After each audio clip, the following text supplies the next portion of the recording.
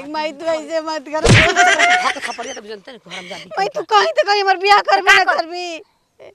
का हो लल झारो का का है लड़किया तहर होतिया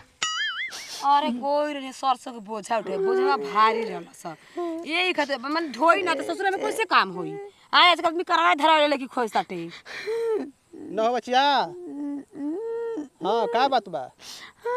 हाँ तो लड़का वाला बात होता केन कौन चीज बियाह शादी वाला एगो कहता नहीं बियाह कर तो कहते ना मैं हम बियाह हबे ना करबे पढ़ब लिखब हमको नहीं आजकल जो जमाना खराब बा बियाह शादी करे अपना घर जाके ना पढ़ी ना कुछ छिपावा तलू कोनो बात बाज ना तो हां हमर लड़की के लड़का भरल फेंक के आतन ये छिपातन जा कह दी जा जा सोच कह के कौन चीज गांव में चाहे सरसों में घुसा रहली है तू देखला ह हां तू देखला ह यही तो रोतिया हां कहत नहीं कि भारी बोझा हम सुनानी है ये हम सुनानी है ये बियाह शादी वाला अरे हम कहते मैंने बियाह करे कहते नहीं कहते ना करबे पढ़ लिखब ना वो कोई से प्यार करती है वो ऊपर से बियाह करे अरे कहते नतिया अरे राम ने अरे देखा लतिया मत कह आए का नतिया कहीं का कहीं भतार कहीं आए बतारो मत कह जनबानी हम तो ने कह चल कर घर लिया जा उससे का दिक्कत बा हमरा का दिक्कत बा हमू जाता नहीं गांव में कहम कि फलाना का का कहबा गांव में और हम जदिया भागल फिर मत उन्हें बोला के मिले लागो दू अब ना मिली हो का जन बरात तो सुनत नहीं काना बहुत थोड़े बा हमरा का बरबर नहीं हां हैं चुपचाप चल जा चाहता ठीक बा अच्छा केकरा से मिलत रहली है